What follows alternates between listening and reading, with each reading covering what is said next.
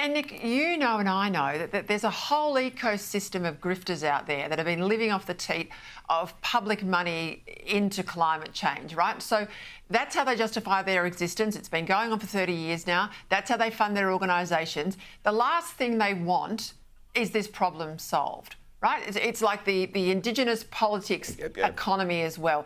They don't ever want peace. They don't want people to get along. They don't want one Australia. They want a constant story of division. So part of this has been redistribution of wealth. There's no doubt about that. But also, you know, and you look at it now with the rollout of renewables, it's subsidy-based payments from poor old taxpayers that keep this money go round in business.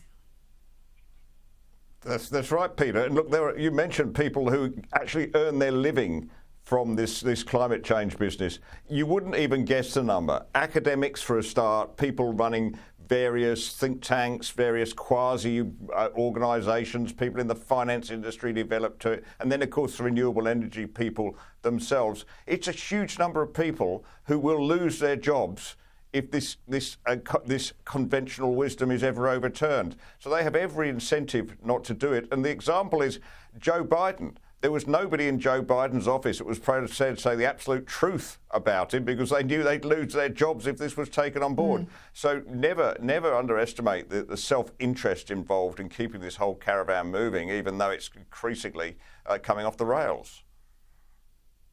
And I will mention there is a number out today, the Australian Financial Review. This is just in Australia, and its forward commitments over the next 3 years. It is $76 billion, state and federal, this country alone, in just the next 3 years. Matt, they are losing the argument. I think people are waking up because they're seeing the personal impact of these policies on their power bill and in their home. That's why they now want to stop you and I from talking on air and online about climate change. And you know what this is about, because they're saying it's misinformation that's going to hold back the urgent war on climate change. Well, exactly right, Peter. Nothing says that you're winning an argument like seeking to silence and criminalise the speech of your political opponents, does it? I mean, this is a sign that they are losing this debate. They're losing it because they're losing it on the facts. I mean, they're effectively now, those that are seeking to continue this failed net zero agenda are effectively asking people to not believe their lying eyes. I mean, we can all see it in front of us. We're losing a manufacturing industry, we're deindustrialising, our electricity bills are through the roof. I was just comparing my power bill with a mate in Japan a few weeks ago, and in Japan now they are paying less for electricity than we are here in Australia. We're the biggest supplier of energy needs to Japan. We supply 30% of their electricity needs from our coal and gas, yet they're paying less. How does that work? In 20 years ago, electricity prices in Japan were 4 times they were in Australia, 20 years ago. So this is just failing. And that's why now, because they've failed in reality, they're trying to suppress dissent in virtually online. And I've got a classic one for you here, Peter. I've been going through the submissions of the Senate inquiry on this at the moment. And the Queensland University of Technology, they've got a thing called the Digital Media Research Centre, I think it is. They've claimed that I engaged in misinformation on Sky News. They said I was the Deputy Leader of the Nationals in doing this. I am not and have never been the Deputy Leader of the Nationals Party. So if you're going to claim people are engaging in misinformation, you might want to get your facts right first too.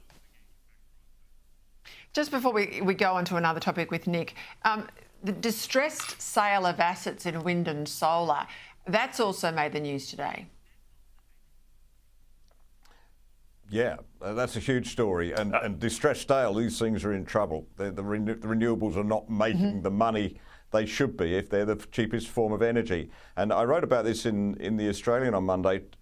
I believe that the wind industry is almost over because the finance companies are just not willing to put the money up for that amount of money and the returns that they get, which are often, as you know, negative prices during the day. They basically have to pay to pump electricity into the grid. It's not worth it, and I don't think that any amount of subsidy is going to get that over the line. The only good news in this is that the 70-odd billion that the government has so far put aside for this, a lot of that isn't going to get spent because nobody's going to do these projects even with that subsidy. Matt, just quickly, Matt Caravan, given you're in the party room that Nick and I are not when the Liberals will have a debate about this issue. Andrew Hastie said the other day he reckons he's in the minority in his opposition to net zero. I'm not going to disclose who I speak to, but I speak to a lot of your colleagues, and I can't find hardly anyone, and I'm ringing moderates too, who are absolutely dying in a ditch to defend net zero. And I say to them, stop being squibs. I might be stronger than that on the phone. Get out there and publicly say what you're privately saying to me, because it's weak, right? It's weak. It's weak to say, oh, we think this thing's all BS, but we've got to do this to hold these seats, or we've got to do that to get back in the game. I think Australians have had enough. I think they want an honest and open and very frank conversation about where this is headed now. Well, you're right, Peter, and no one could accuse you of being a shrinking violet. Look, last week I think net zero in the coalition party room effectively died. We're just waiting to administer the last rites now, because last week the coalition, Susan Ley, the leadership, the shadow cabinet, came out very, very strongly and opposed Labor's 2035 emission targets. We did so after just a few hours of consideration, so I'm not sure why we can't come to a position on net zero with as much alacrity. But regardless, exactly, we're now in a position of opposing the 2035 targets. We can't then commit to net zero just 15 years later. Right, I'll leave it there. And Nick Cater, I'll see you later on at the Menzies dinner, and we'll both hear from Toby Young. Thanks, both of you, for joining me now.